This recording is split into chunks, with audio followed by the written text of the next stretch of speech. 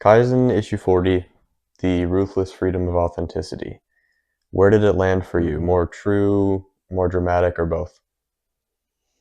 Hmm. More true, more dramatic. That's a good question. Now I have to be a little bit vulnerable in my answer, I guess, right? So, yeah, it was definitely a one of your longer issues, and there was a lot packed in there, so I had to really pay attention. Um, and It was kind of a personal issue for me because it was a bunch of ideas that I'd been writing about and thinking about and reflecting on for the sort of the past week or so.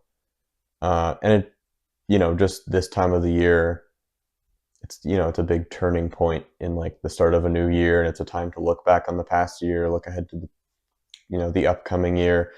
I was thinking about, the goals I'd set for myself, the things that I was trying to accomplish over the past quarter, over the past few months. And I was also looking at my journals and like sort of recognizing patterns that were coming up in my own behavior and realizing that I was like striving for this authenticity, but there seemed to be like this missing part of it that, um, like it wasn't performative authenticity, but it was like I didn't have the whole picture. And I was listening to a podcast, obviously, with Joe Hudson. Well, first I listened to Joe Hudson, the most recent one he was on Modern Wisdom. And then after that, I listened to a Charisma on Command podcast that had Joe Hudson and Dr. K, who's like a Harvard psychiatrist, studied to be a monk for 7 years. And they had a very interesting conversation because they both came at this sort of idea of vulnerable authenticity from like completely different ways. They also tied it into like spirituality stuff, which I'm not going to get into today. But yeah, it was just I had a lot to say. I guess that's why the issue was so long. hmm well, like just like your previous issues, you start off with one theme, and then it actually is sort of a backdoor way to talk about other themes. So in your previous issue, you talked about gratitude, but really, gratitude was just one manifestation of is just one outcome that should hopefully naturally come from when you are more aware, more self-aware, and more aware of your place in the world.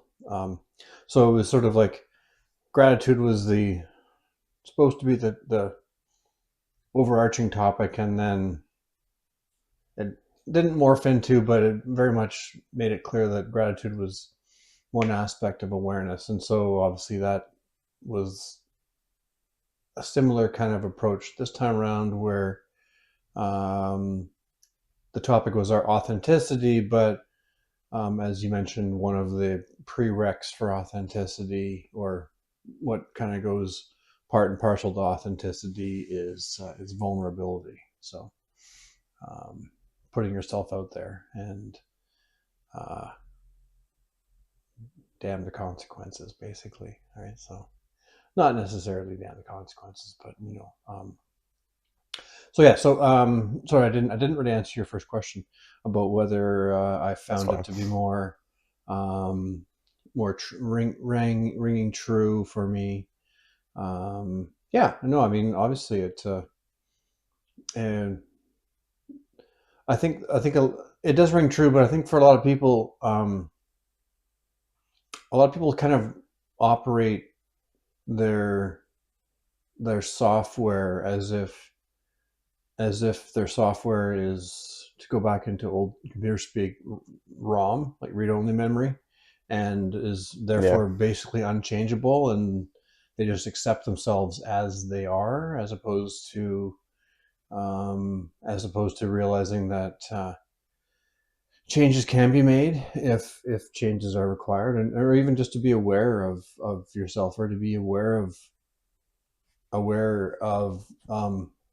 the way you think and the choices you make, and realizing that you actually have a choice about the choices that you make, if you want to put it that way.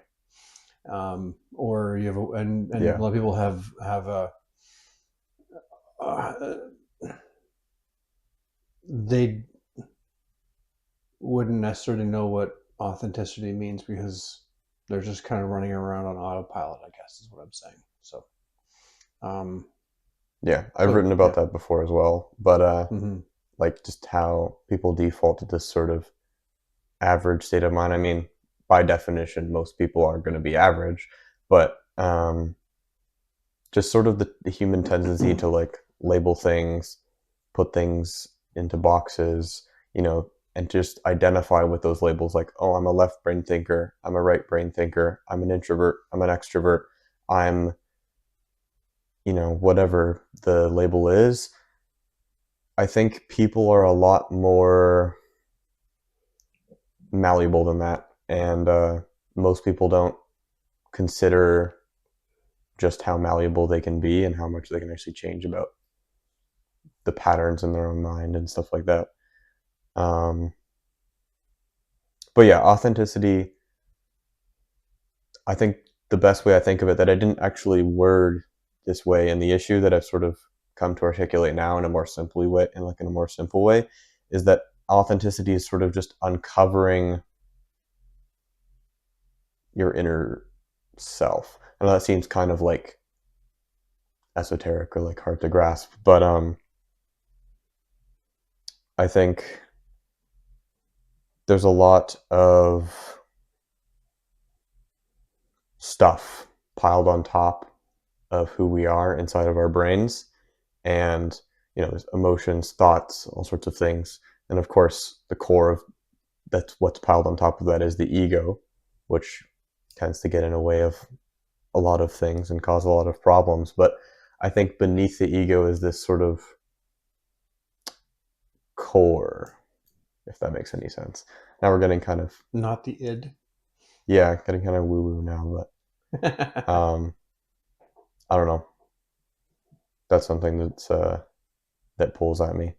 But as a follow up to the first question about where the issue landed for you, I'm curious if it brought up any memories of me that you didn't expect to think about, like from either my childhood or you know any point in the past.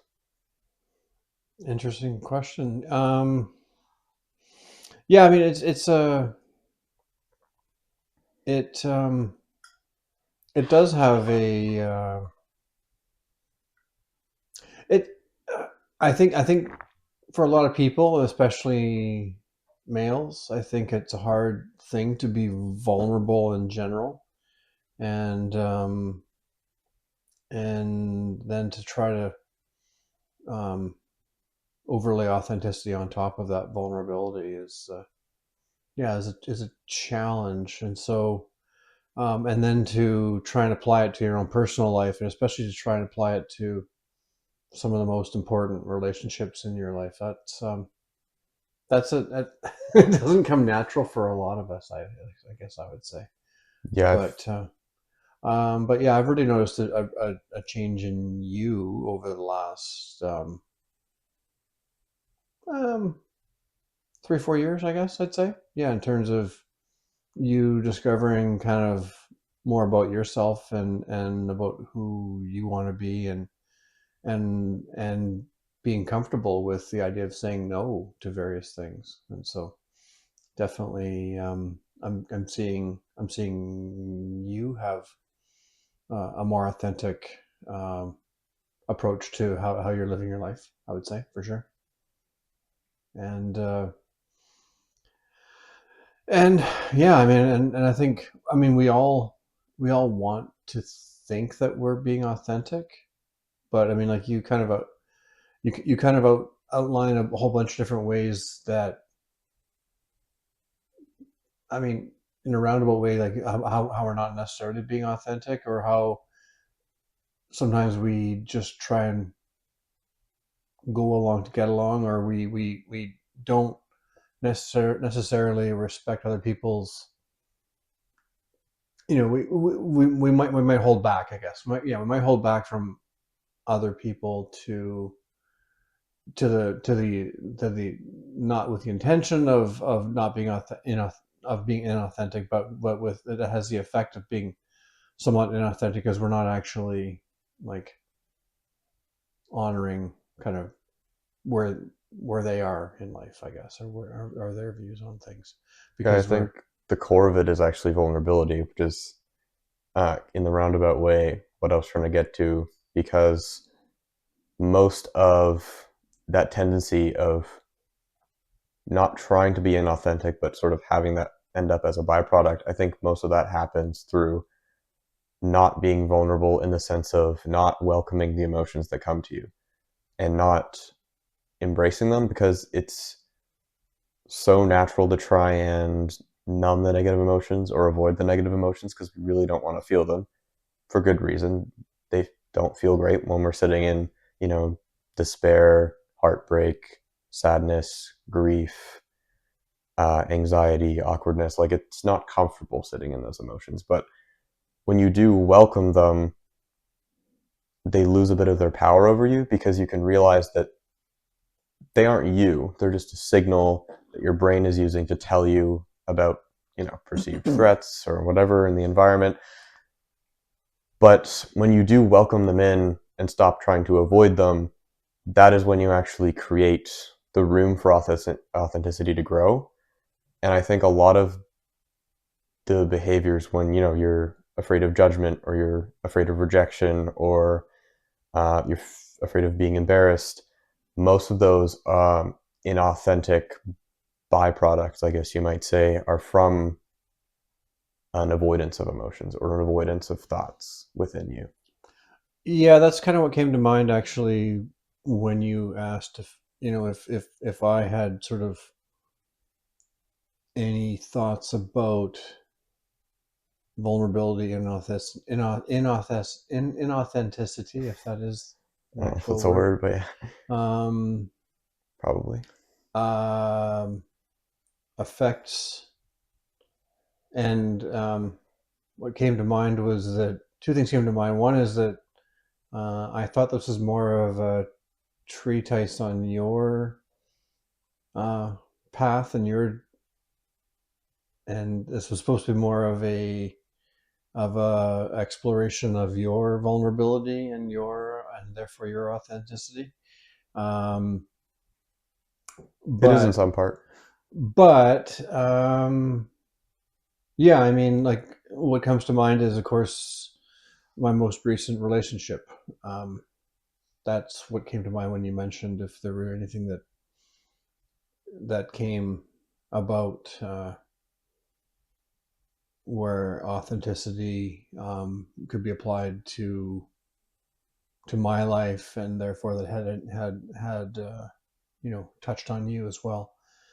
And yeah, my last relationship was very tumultuous, um, and there were two separate instances, especially.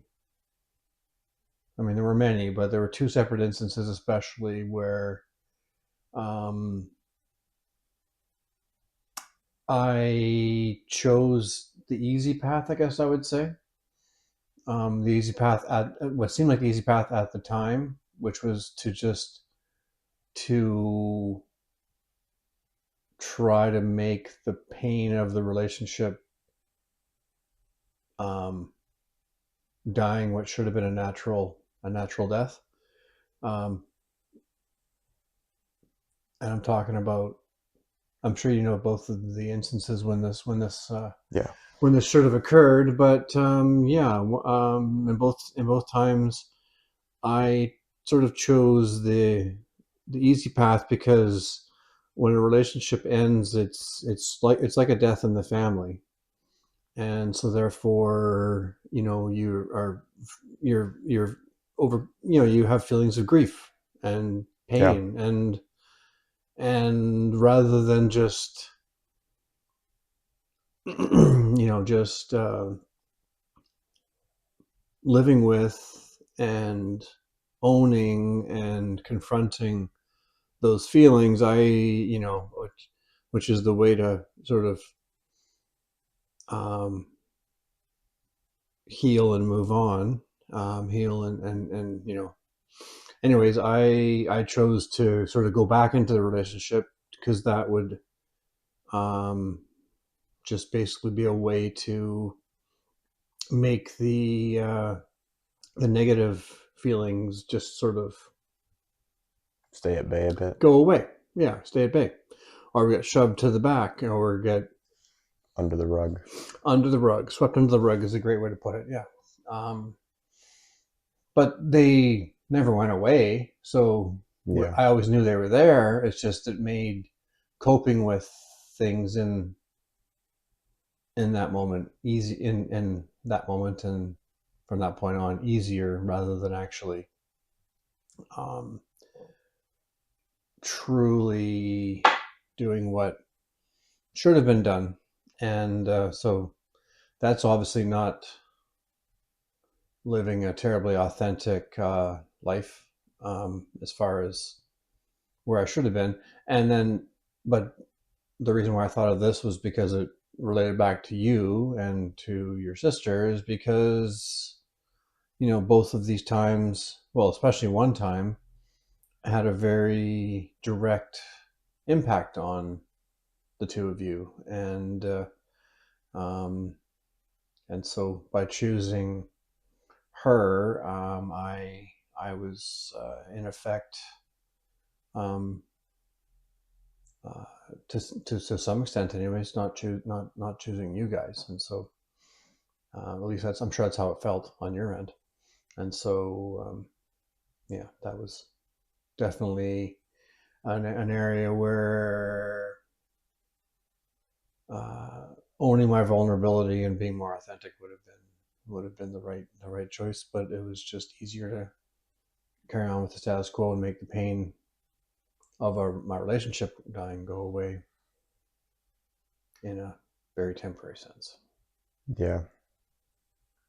That's the hardest part, is you can conceptually know what's the right thing to do, or know that um, what you're doing is avoiding your emotions or avoiding a tough conversation you need to have or a tough decision you need to make. But the avoidance feels like the easy path, but it's hard to see in the moment that it will not be the easy path.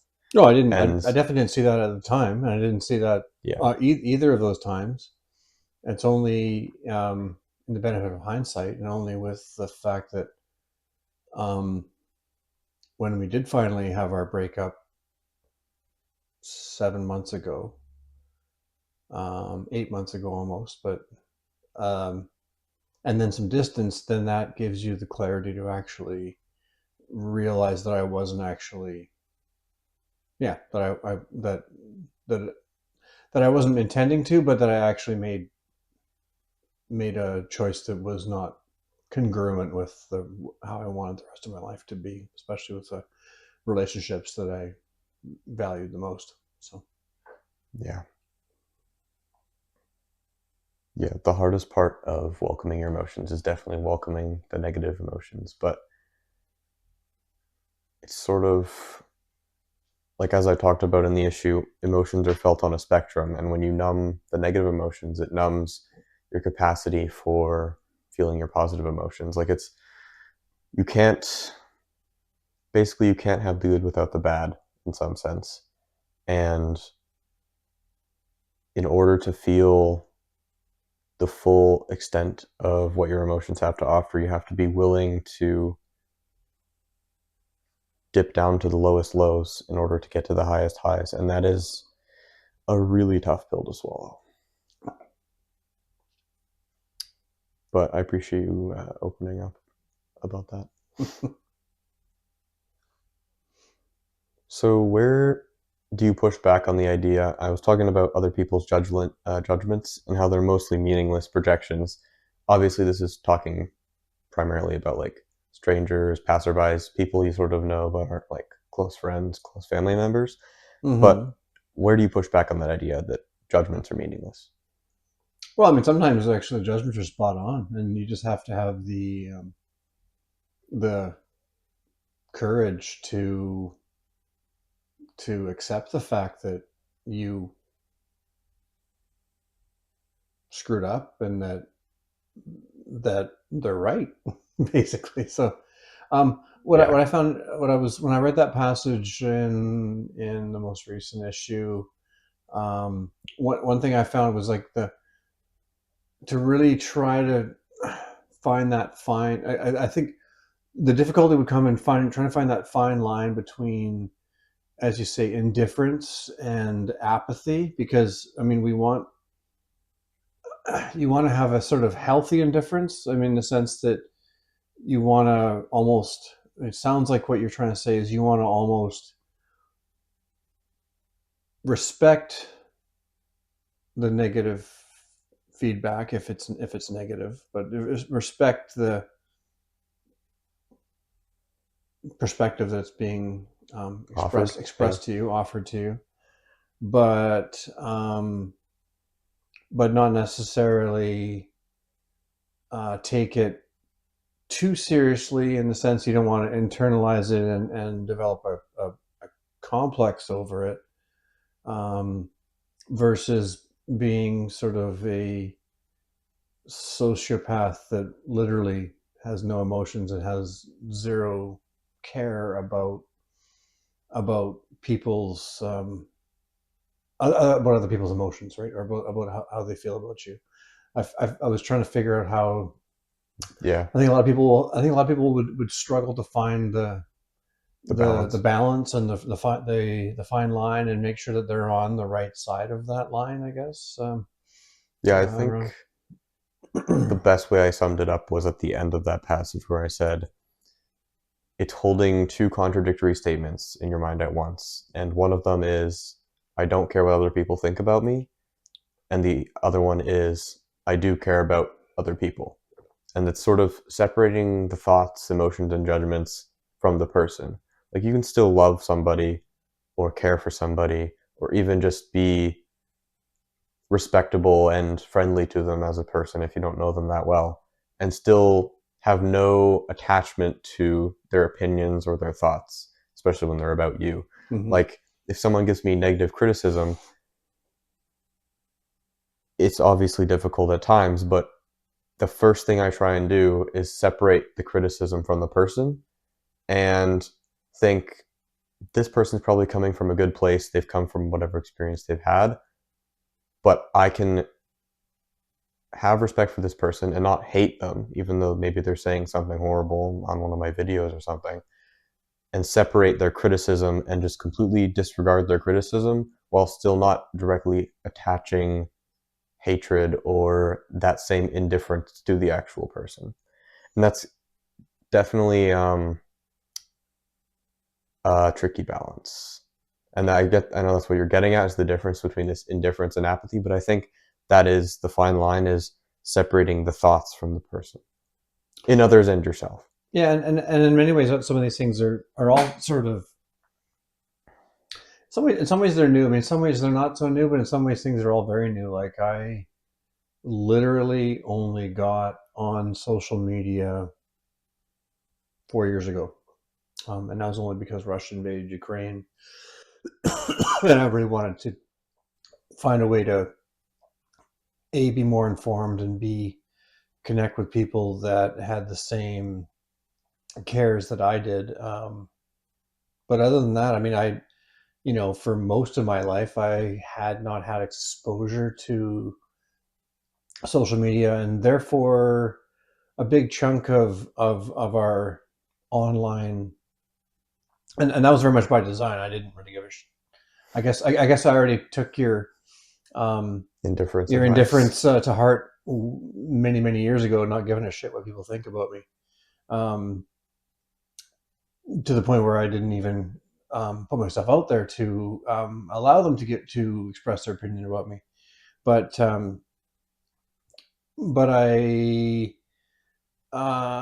so I've kind of managed to live most of my life without having to even have experience in this, at least to that, the online sort of um, criticism or online, because obviously, Like, as any kid in high school will tell you, um, the bullying that, getting stuffed in a locker or getting a swirly in the washroom, um, is only pales in comparison to the online bullying that has happened in the past, and that's usually far more destructive. And so I mercifully had not really been exposed to that before. So, but obviously some criticism is totally valid, and we've all received criticism both in our work and in school and various aspects of life. Sometimes you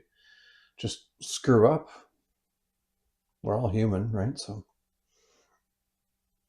but yeah, Yeah, no, it's it's definitely important to consider criticisms and judgments. I just feel like the point I was making is an important one because so many people overvalue the judgment and criticisms of others, and not even the actual judgments and criticisms of others, but like their perceived potential criticisms and judgments of others that they think might even happen that probably won't.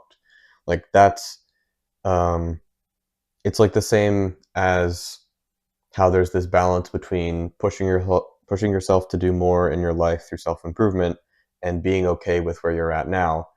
Those both messages are important, but on average more people need to hear the lesson of push yourself harder, you're not doing enough, because on average most people probably aren't doing enough in terms of where they want their life to be at.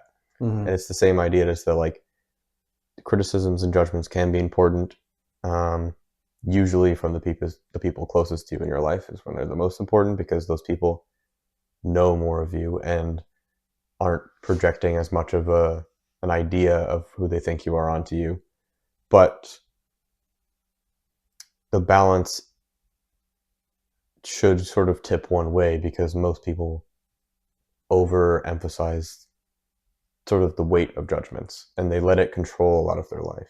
I thought you made a good point there, which is that one of the main reasons why you shouldn't allow it to control your life is because oftentimes any criticism comes from people that really don't barely know you. They may have only ever literally read the one article, or seen the one video that you are putting out, and then they feel, um, Enraged and entitled to well, I was gonna say they feel entitled enough to actually to judge your complete comment character. not just on the message, but actually make a comment about your motives, and therefore about your character and who you are as a person, all of which is obviously ridiculous. And so I thought that actually the point you made, which was, why one of the reasons why you ought not care too much about what people say, is that they're not even judging you; they're judging the the perception in their mind of who you are. They're not even judging you for you. They're just judging this idea of who you are, and this idea of what idea you're trying to express. Because no idea that we try to express is ever perfectly, um, actually vocalized or communicated. So Yeah, there's I mean there's it's always impossible there's to. always some possibility of interpretation The more you add that nuance, is the more it waters down your point to a certain degree. So yeah. And so in many ways people are casting judgment on only not so much on you, but on their perception of you, which is all the more reason why you ought not be too concerned about it. And I thought that was a really good point that you made. So yeah, and like as I delved deeper in that paragraph, beneath that, a lot of times people's judgments, not only are they projected onto an idea of you that's incomplete, usually, they're usually a representation of what's actually going on in their own life. So if someone is attacking you for something, that's usually them just broadcasting their insecurities to you. mm-hmm. And Can be, yeah. that's, not all the time, but it's usually the case especially in a lot of like online rage comments, you could say. But I think that's why it's important to meet criticism with pity sometimes, is because you can sort of see that a person is hurting if they feel the need to be attacking someone based on, whatever it is. Yeah, that's true. And then, of course, when it comes to online stuff, I mean, um, you know, people There's such a often degree of separation. people, It's, yeah, have yeah, this sort of this degree of semi anonymity and a degree of separation that people would say things online that they would never normally say in real life. yeah. And I mean, So 99% of the feedback I get is overwhelmingly positive, but there is the odd comment that's like just like way out of left field, and I'm like, where is this coming from? Um, and it's a thing that I see a lot of like larger creators who have a bigger following talk about, is that you sort of eventually reach this point where people just stop treating you as a human because you have such a big following that they just assume you probably won't even see the message anyways. So they feel even more inclined to, get their punches in there, I mhm. guess you could say. And I don't know, I guess part of this is maybe like me trying to mentally prepare for that reality in a way, but um, I think this is a lot of what's going on when you see a lot of like rash judgments and criticisms and stuff. It's really like just an internal reflection of the person's mental state. Yeah, and some people just are really not very self-aware, and they may be having a bad day and Yeah, don't could just realize be that that they're simple. actually projecting that onto um, other things, when really all they needed to have was a 10-minute walk and maybe a cup of tea or something to Yeah, center themselves, you know. But yeah, it's people are inherently imperfect and fallible, and is the way it is. yeah. So the core thesis of the newsletter, if I were to sum it up, is probably that vulnerability is a prerequisite for authenticity.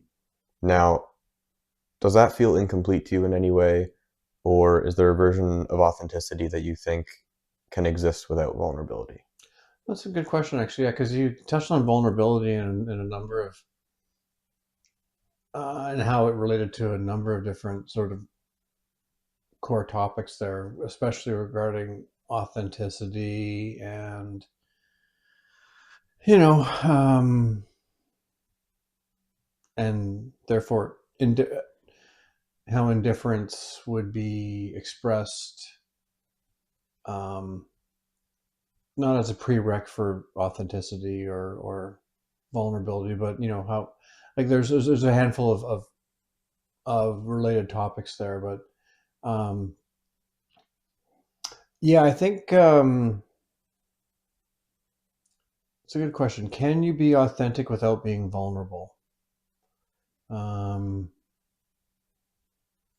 I mean, I think, if getting back to your last example there, if you're like um, a mega celebrity, then I mean, in many ways you're vulnerable, but you can also try to live your authentic self, but you're not going to be as vulnerable because you're going to be kind of in many ways removed from that criticism, because you're not reading your own comments, you're not doing that kind of stuff, you may not be exposed to that.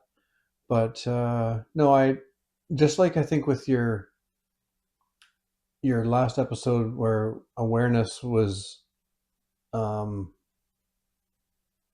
kind of being channeled into gratitude. Gratitude was just one sort of aspect of living a self-aware life. Um, I think in many ways, yeah, vulnerability does actually have to be a prereq, or is integral. If that's what you're saying. Is kind of integral in in authenticity, or not in authenticity. vulnerability is integral to living your life with authenticity. I guess that's how I would put it. Yeah, I would say, because there has to be because when you're living authentically, um, there's risk attached to that, Yeah. and so if you don't have a chance of losing, for lack of a better word, or if you don't have if there is no risk attached to what you're doing and saying, then are you yeah? It's hard to say that you're being authentic because it's a it's consequence free authenticity. If that's the case, well, hmm, no, I think So you're saying vulnerability and authenticity sort of inherently is inseparable from risk in a sense? Like without risk, there is no authenticity? well, I think you were saying that vulnerability is required for authenticity, and I think that's bang on. I mean, you also mentioned that um, you know that in and therefore you have to have a healthy degree of indifference, um, which makes some sense. Yeah. Um, and that they're like when you say you mentioned frictionlessness, which is A made up word. a Yeah.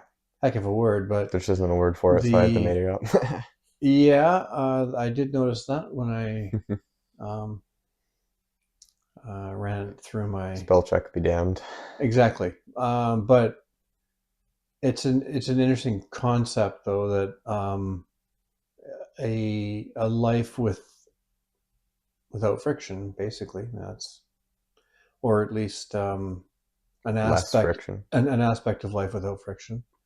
Um, again, where there's no pushback, no feedback, no risk, no. I mean,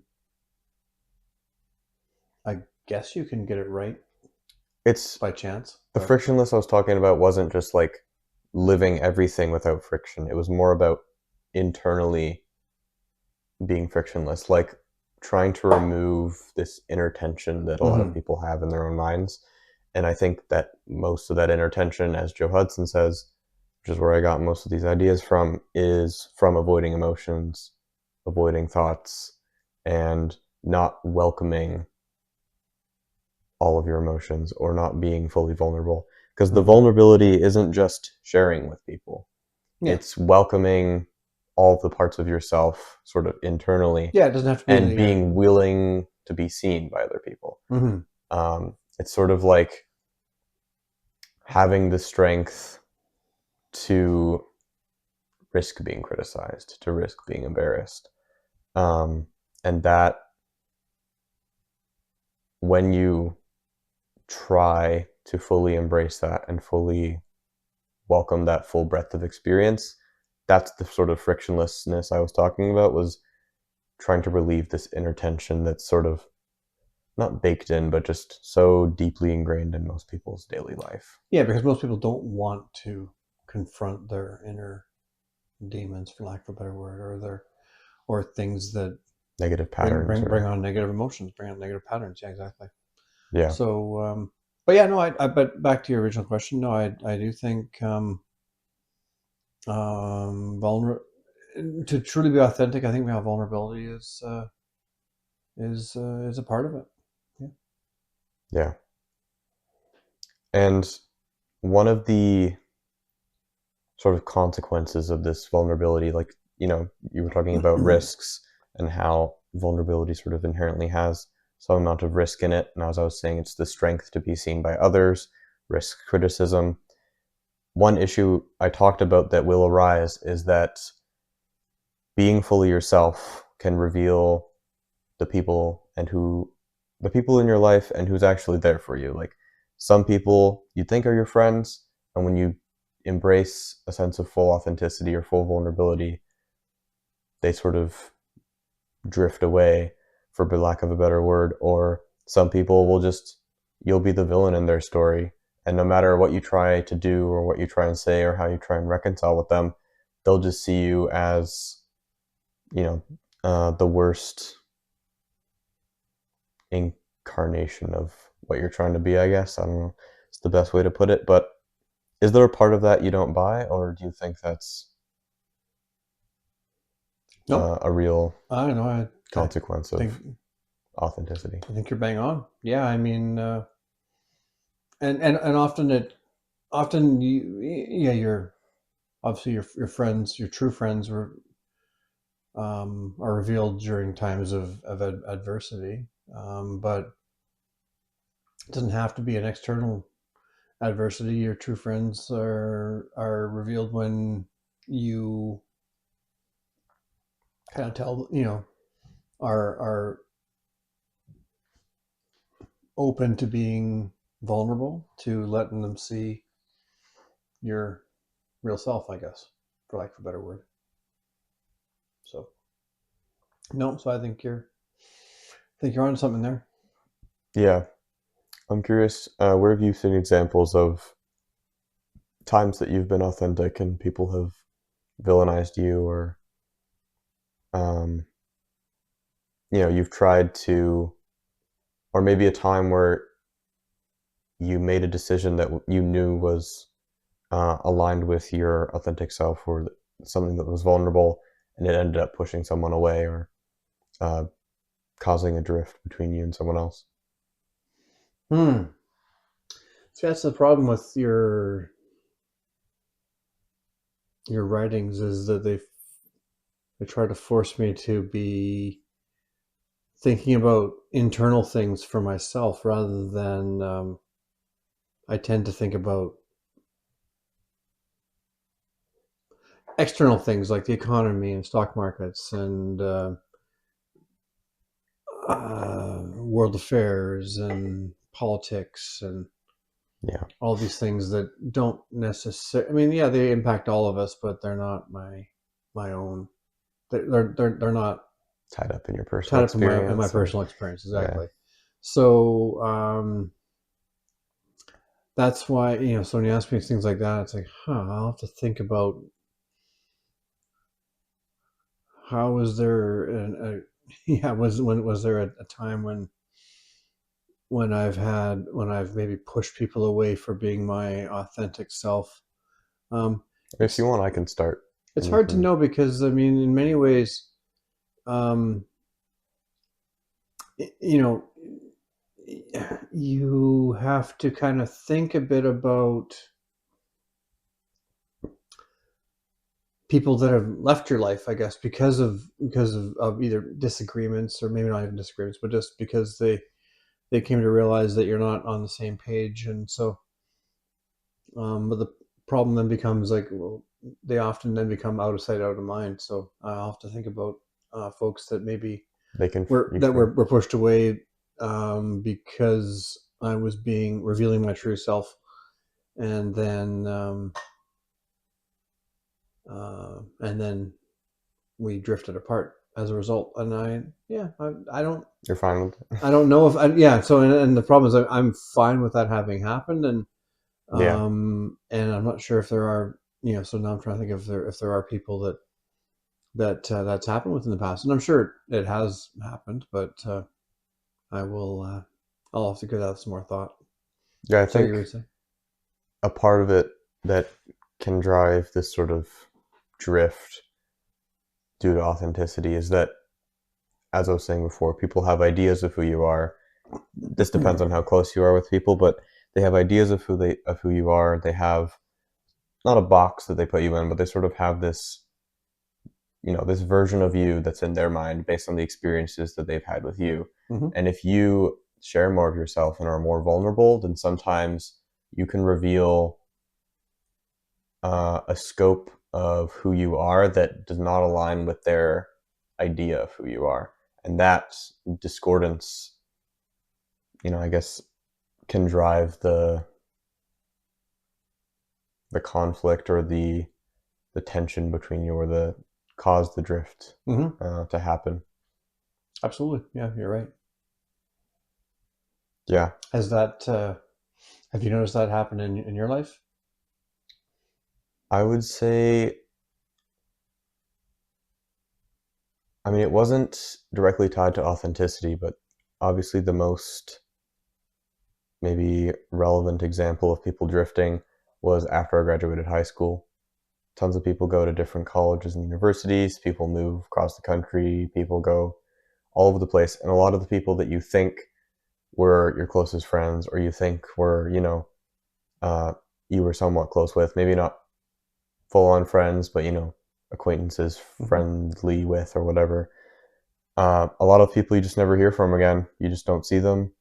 Or if you reach out, they might reply, but they never reach out to hang out with you or to get in touch with you or anything like that. And it just sort of reframes the perspective you had on the friendships you had. And it's not that anyone's really doing it intentionally. That's just kind of a natural byproduct of graduation. But that was one moment where it was sort of like I was noticing that drift. But to tie it back to more to authenticity, I mean, I've definitely noticed this more with content creation, creating videos, putting my newsletter out there, and now starting this podcast. The more I pursue this path that I'm drawn to, that I'm pulled into, and that I'm passionate about, the more I realize a lot of people that I thought were close to me in my life barely interact or support my content at all. Like they might view a video here or there, like something here or there, but a lot of my strongest supporters and people who have told me how much my content means to them, and my like most overwhelming positive feedback has either been from people who just recently discovered my content or from complete strangers online, which I find really interesting. And I think that's partially tied to the idea I was talking about, where people have this idea of who they think you are. And content creation is obviously a very like vulnerable and authentic medium where you're showing a lot of your thought processes and your stories and experiences and all sorts of stuff. I think when people come to that with a fresh set of eyes, it gives them a better chance to sort of align their idea of you with who you actually are. Whereas people who've known you for longer, it might be harder for them to mesh these two sort of worlds or versions of you they have in your head. Yeah, I agree. I think a lot of people would, yeah, they would already have a pretty, people that know you from before would have a pre-existing notion of kind of who you are and what you're about. Yeah, And whereas folks that have just met you more recently through online, yeah, they don't have pre-existing notions of what matters to you, or who they think I am, or or and therefore who you are. And similarly, the beauty of online is that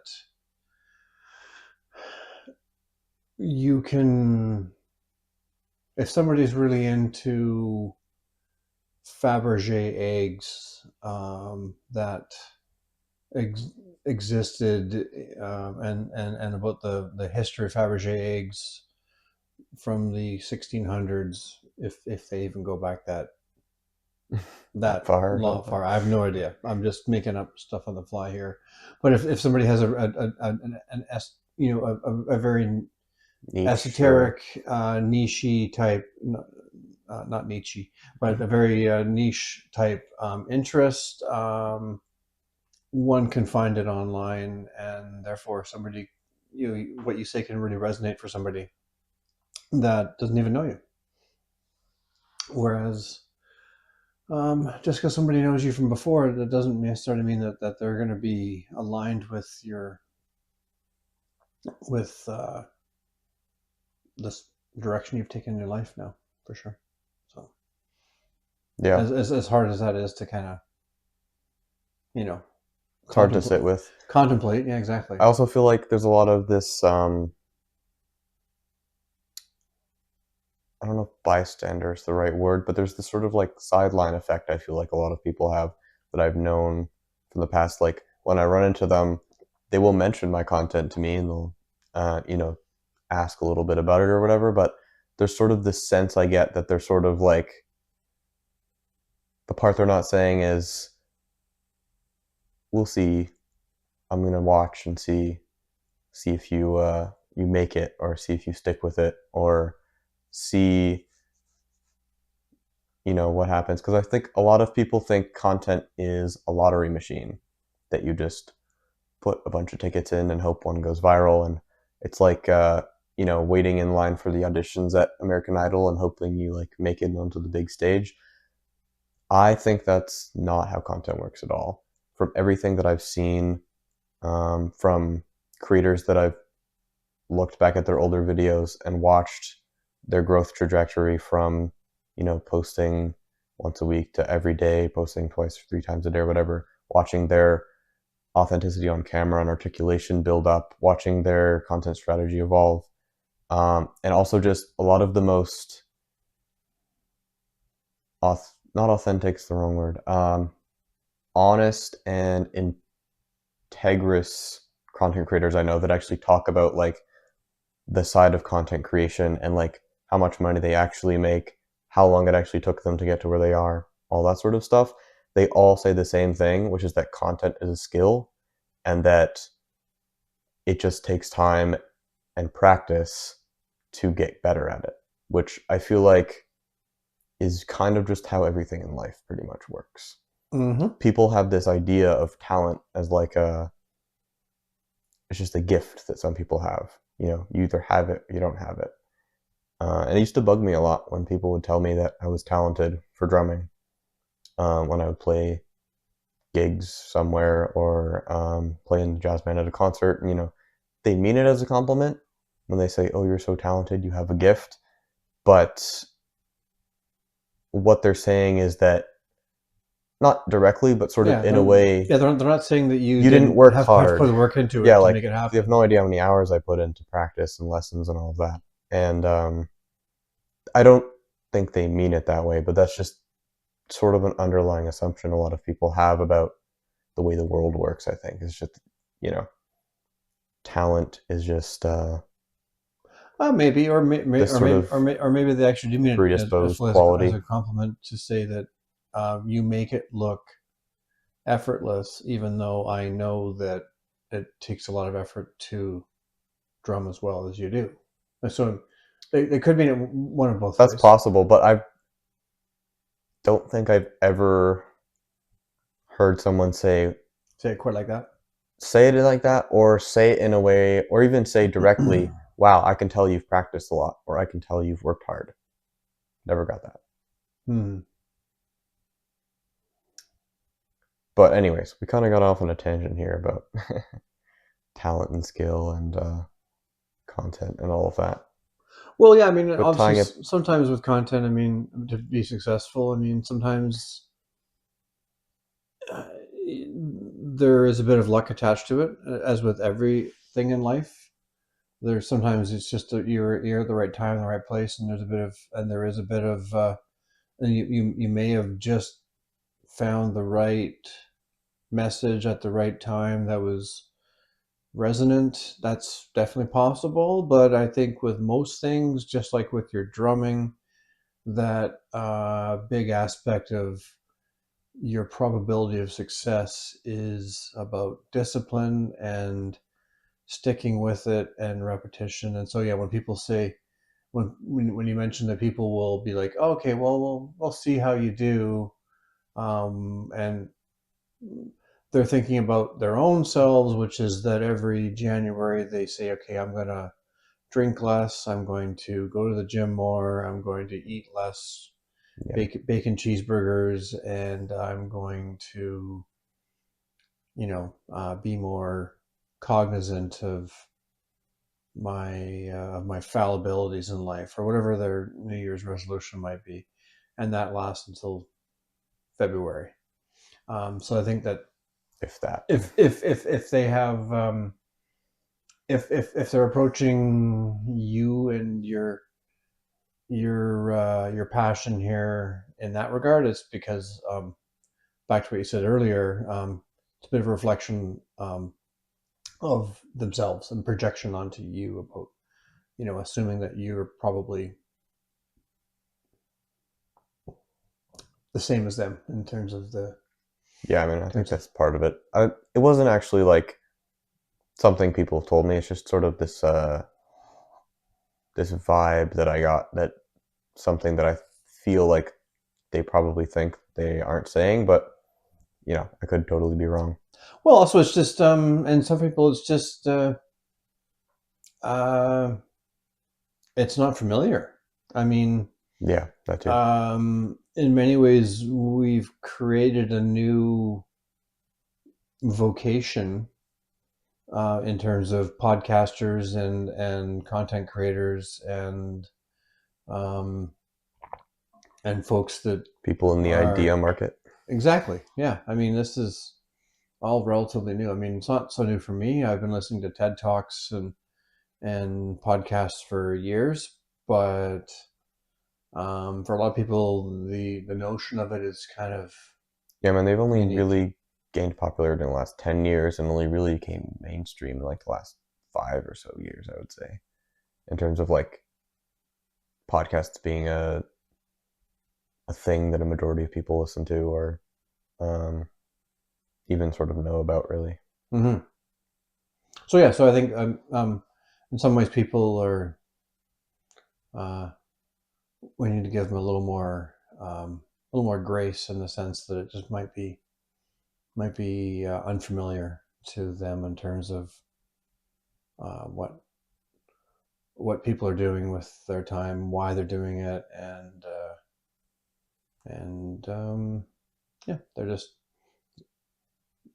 over time they'll learn and they'll learn more. Yeah. I also think a part of it could be when you try and when you work at something and you sort of prove that it is possible and that to take the gym for an example, when you get in shape, when you build muscle, when you lose fat, people see that slow shift in you over time, and you're sort of non-verbally showcasing to them that it is possible, and that can kind of shine, that can make them uncomfortable because it shines a light on the fact that They're not doing that. they're not doing that. And I think the same thing can be true of pretty much anything, but especially when it comes to content, it's like a reason a lot of people will call it cringe is because you're willing to be seen trying. And that's sort of what people think. I think that's probably the best definition of cringe I can come up with, is that you're willing to be seen trying. And it is an aspect of vulnerability, I was just to say but we're getting kind of back on topic here with authenticity as well. So yeah, but I think calling it cringe is cringe because what you're saying is, oh, look at this guy, he's trying. Look at this guy, he isn't doing nothing.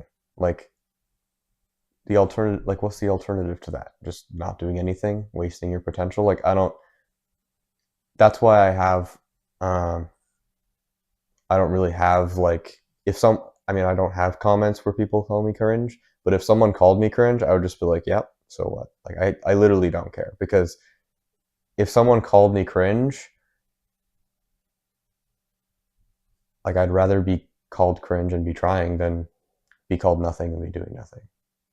hmm yeah, and also for every one person calling you cringe, you're going to get You know, 10, 100. 10, 10 or 20 or 100 people Yeah, that too. giving you a thumbs up. So, Yeah, um, yeah. it's not too much of an issue. Is there anything you wanted to bring up or any questions you had around the issue? Um, Maybe something you felt was missing from the piece, like a section that was missing or something I was underestimating? One thing I found was interesting was when you said frictionless without vulnerability becomes recklessness. Now, I thought recklessness was an interesting um, that was an interesting way to phrase that. So I was curious if, that was in your section where you talked about authenticity without vulnerability is this, and Yeah, that was sort of in at the end where I was tying things together a bit. indifference. But yeah, I thought, but the recklessness was kind of like um,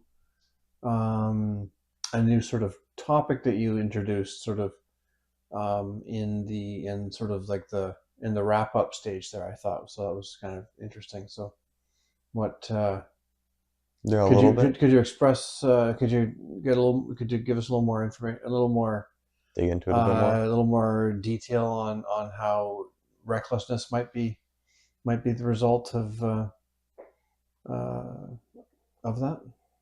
Yeah, I mean, that section was kind of like the tie up where I was connecting vulnerability to indifference to authenticity to this sort of freedom to act without friction because of a lack of internal tension. And I was sort of using vulnerability as the through line throughout all of those. Mm-hmm. And I was, line by line, I was saying, authenticity without vulnerability is this, indifference without vulnerability is this, frictionlessness without vulnerability becoming recklessness. I think what I was trying to say there is that when you have no vulnerability and you're not willing to be seen, frictionlessness just becomes doing whatever you want. And when you don't sit with your emotions or your thoughts and sort of reflect on what you actually want out of life, out of your relationships, out of, whatever it is, um, it can be easy to sort of get chased down, not chased down, to chase down a path of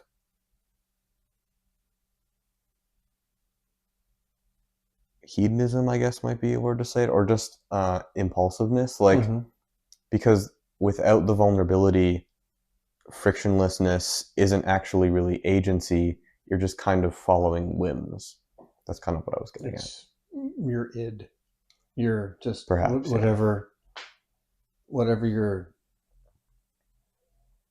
4-year-old self is, not craving, but screaming out to you at any given moment is you're not actually questioning, where that comes from and questioning yourself and that kind of stuff. So. Yeah, I think like the vulnerability in that statement was more about internal vulnerability Mm-hmm. in terms of like being honest with yourself and your true intentions and stuff. So yeah, that's when I think frictionlessness can become recklessness, is when you're not considering just like the full state of your internal mind.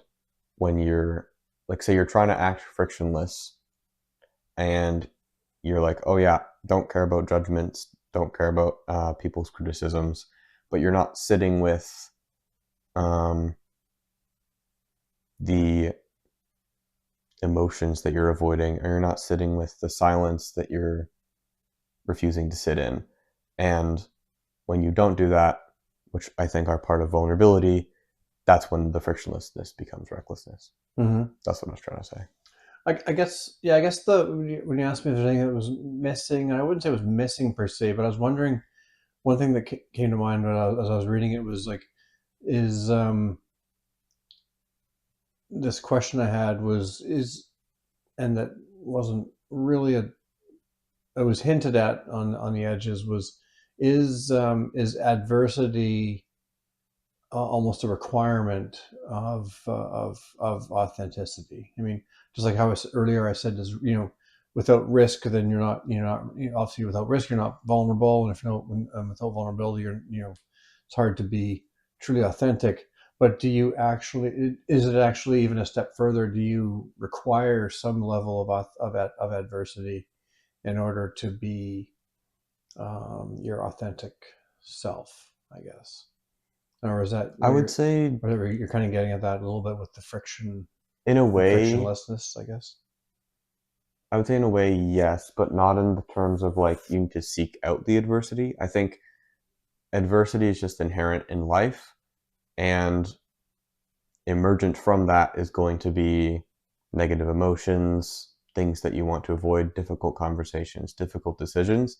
And authenticity is embracing the discomfort of sitting with that adversity, but it's not like seeking out adversity in terms of trying to challenge yourself or something like that. I think Yeah, it's sort of or the inherent adversity of life that you sort of just need to so accept is what it's part of. you're potentially inviting adversity, but you're not seeking it out, aka assholery, I guess you might say. If Yeah, you're going to try to be,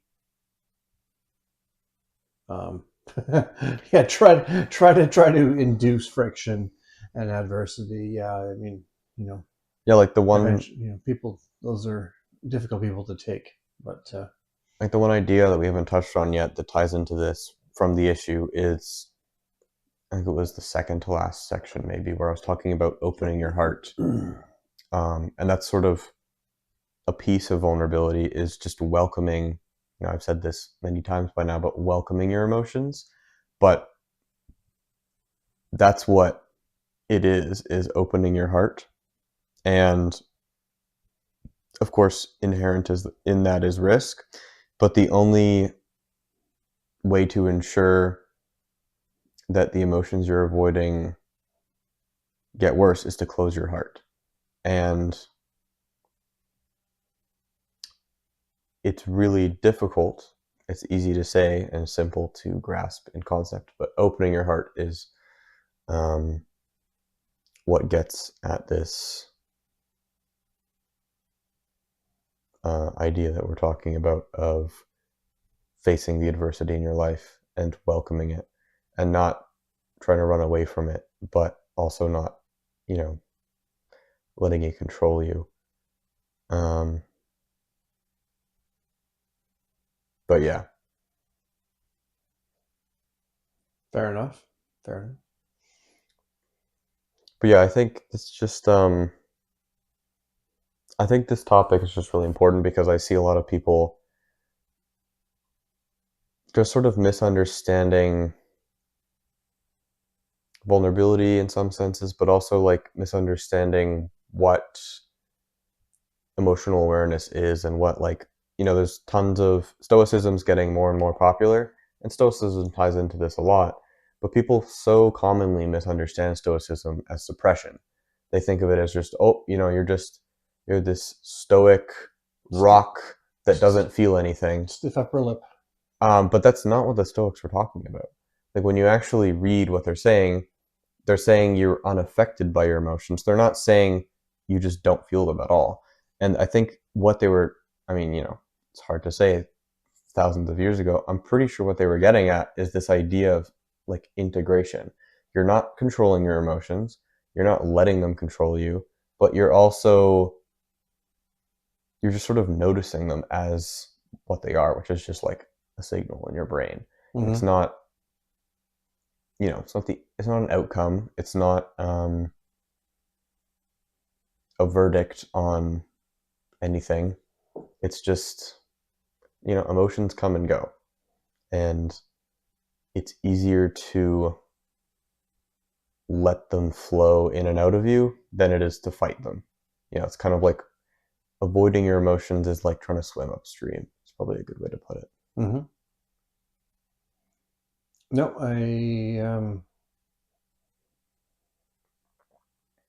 yeah, no, I agree. I mean, yeah, your emotions need to be respected and acknowledged, and um, occasionally internalized and obeyed. But the Stoics, I mean, I would think the Stoics would believe that you just need to not let them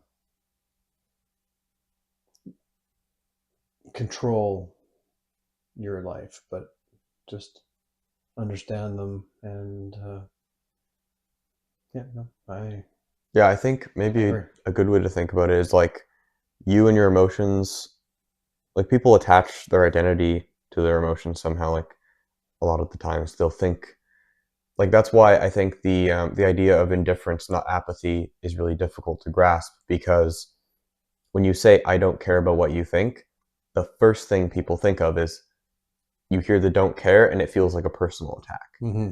But it's I don't care about what you think, not I don't care about you. Yeah. And that's the challenge of separating your emotions and yourself or your idea of yourself is that I think that you and your emotions sort of work in this like symbiotic relationship and neither one is well, sometimes one controls the other. Sometimes we try to control our emotions, but we can't really control them. But our emotions can definitely control us in some circumstances, but there's this battle of control going on, but really they sort of work together in a sense of um,